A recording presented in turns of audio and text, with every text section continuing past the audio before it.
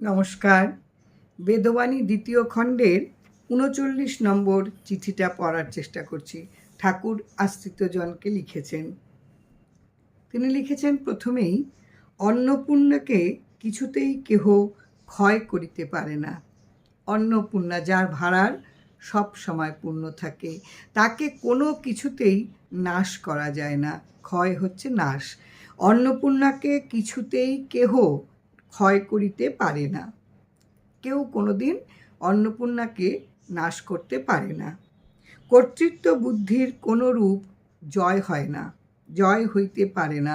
কর্তৃত্ব বুদ্ধি হচ্ছে আমার কর্তা সাজার সেজে যে বুদ্ধি প্রয়োগ আমি করি যে কোনো কাজে, এই কাজ কোনোদিন এই কাজ থেকে কোনো রকম তুমি জয় হতে পারবে না। তোমার সাকসেসফুল কখনো এই কাজ থেকে, যা তোমার কর্তৃত্ব অনুযায়ী তুমি করছো, কর্তা ভাব দেখিয়ে করছো, এই কাজে তুমি কখনো জয়ী হতে পারবে না।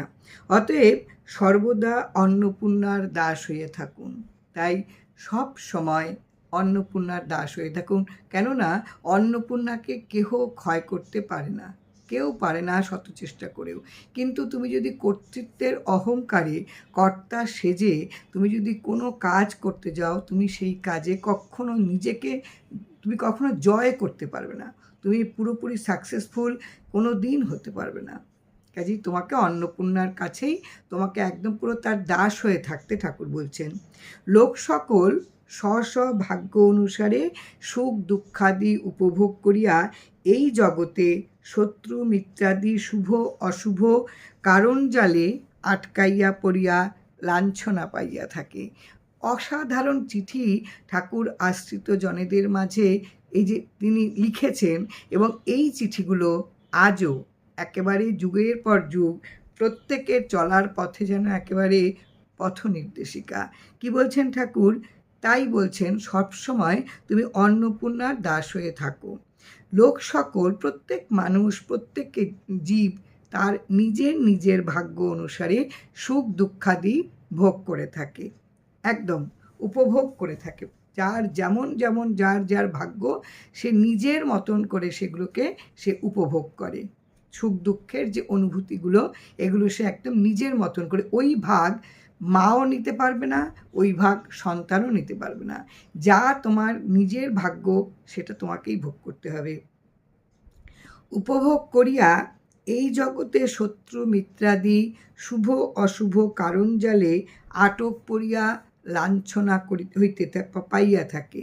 এভাবে কি হয়, এই যে ভাগ্য অনুসারে নানান রকমের যে উপভোগ হয় এই আমাদের ভোগের, এইটা করতে করতে কি হয়, মানুষের শত্রু মিত্র, লাভ লোকসান, শুভ অশুভ, এই যে নানান রকমের যে বদ্ধতা, এতে আটকে পড়ে নানান লাঞ্ছনা পেয়ে থাকে, নানান কষ্ট পেয়ে থাকে। ভাগ্য, যার যেমন ভাগ্য সেই ভাগ্য অনুযায়ী তার ভোগ হয়। এই ভোগে নানান, কখনো সুখ, কখনো দুঃখ, কখনো তোমার শত্রু এসে উপস্থিত হলো, কখন মিত্র, কখনো শুভ, কখনো অশুভ, এই যে নানান রকম বন্ধন, এই বন্ধনে তুমি আটকা পড়ে থেকে নানান রকম লাঞ্ছনা তোমার ভোগ করতে হতে হয়। অতএব সর্বদা ভাগ্য অন্নপূর্ণার নিকট রাখিয়া নিষ্কণ্টক পদ সত্যের আশ্রয় লাভ করুন। যা ভাগ্যে আছে তাই হবে।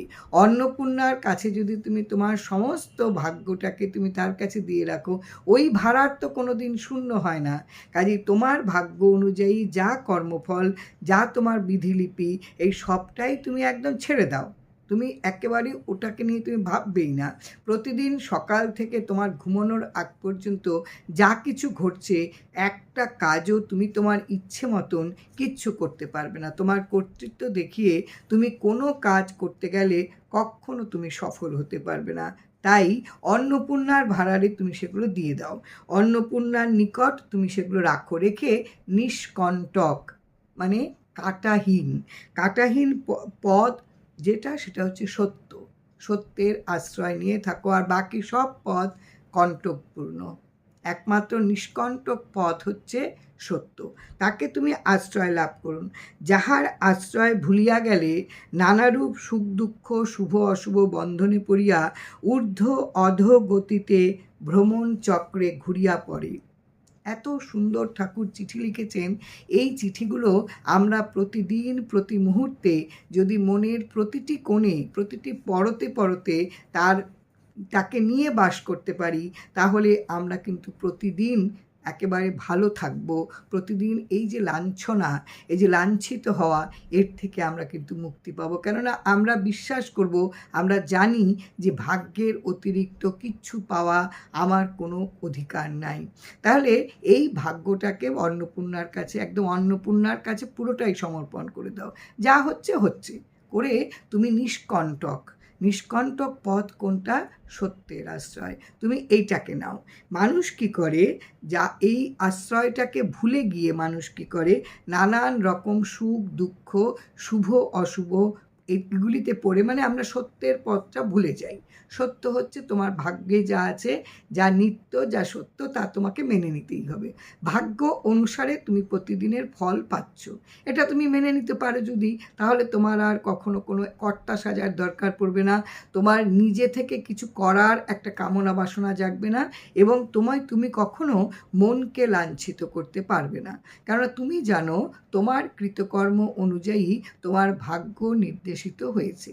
তাহলে এই ভাগ্য, তোমার কৃতকর্মের ফল, এ তো অন্য কেউ ভোগ করতে পারবে না, তোমাকেই ভোগ করতে হবে।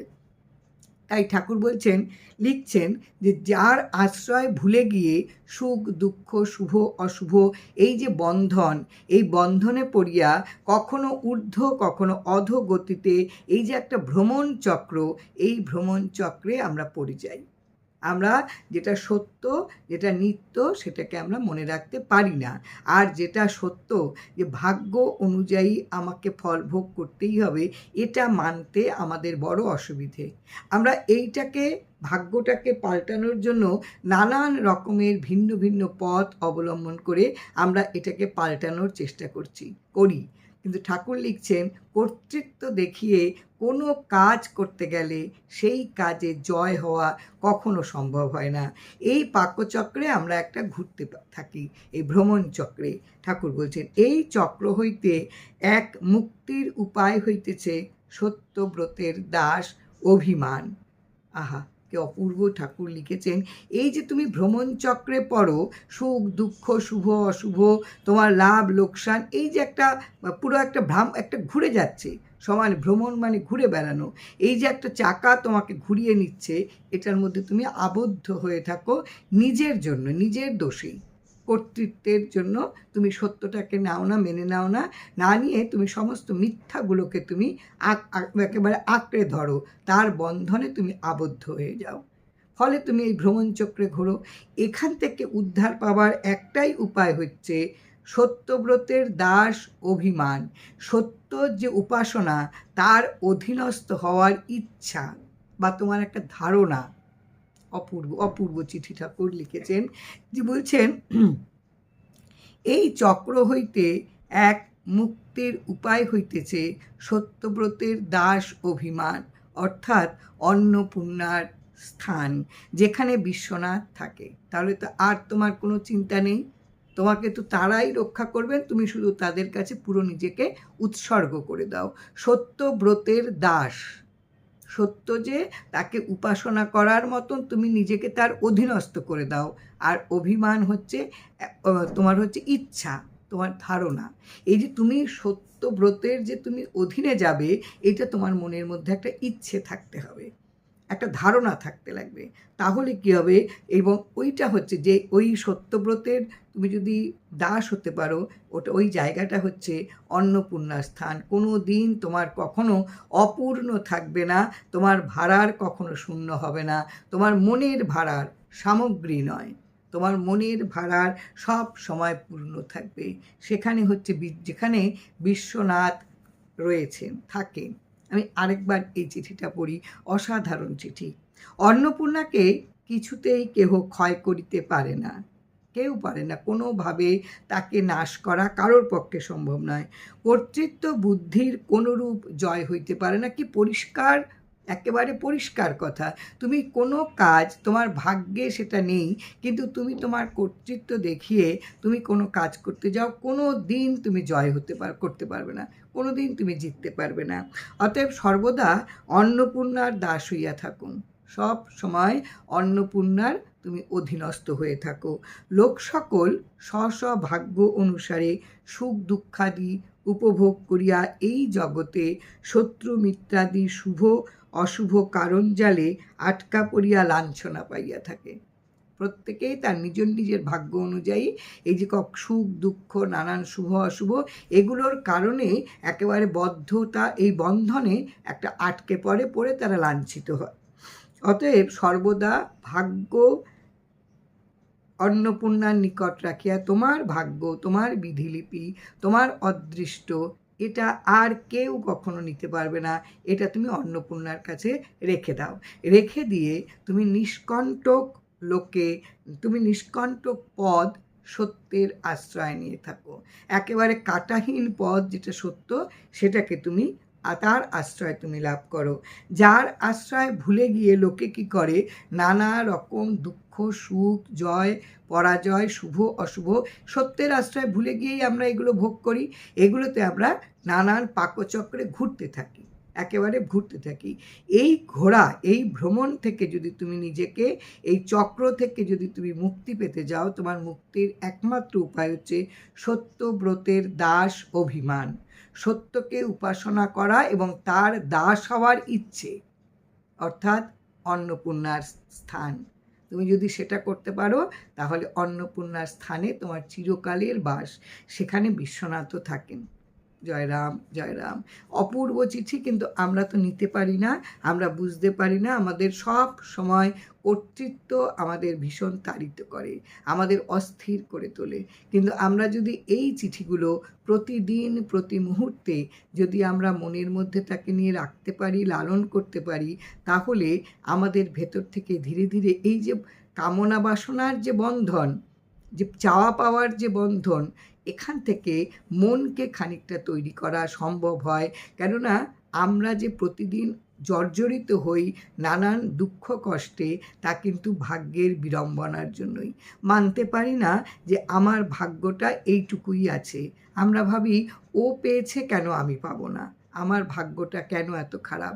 কিন্তু ঠাকুর বারে বারে বুঝিয়ে বলছেন, এত সুন্দর করে প্রত্যেক আশ্রিতজনের মনের শান্ত ভাব আনার জন্য তিনি বারে বারে চিঠিতে লিখেছেন, ভাগ্যকে তোমার মানতেই হবে। ভাগ্যে যা তুমি নিয়ে এসেছো এর অতিরিক্ত তুমি কিছু পাবে না, এর কমও তুমি কিছু পাবে না। তুমি যদি মানতে চাও তাহলে তুমি সত্যের আশ্রয়ে, তুমি নিরিবিলিতে নিষ্কণ্টকভাবে তুমি সত্যের আশ্রয়ে থাকতে পারবে। কিন্তু মানতে না পারলে নিজেরই কষ্ট। আমরা মানতে পারি না, ফলে আমরা কখনোই শান্তিতে থাকতে পারি না, শান্ত হই না, আমরা অস্থির হয়ে পড়ি। তাই বলছেন যদি আমরা এগুলো মানতে পারি তাহলে কিন্তু আমরা অন্নপূর্ণার স্থানে আমাদের বাস হবে। যদি আমরা সত্যব্রত দাস, সত্যব্রতের দাস এই হবার যদি ইচ্ছে থাকে আমাদের মধ্যে, যদি একটা ধারণা থাকে, তাহলে পরে আমরা কিন্তু অন্নপূর্ণার স্থানে আমাদের বাস হবে এবং সেখানে বিশ্বনাথ থাকেন। অসাধারণ চিঠি। জয় রাম, জয় রাম।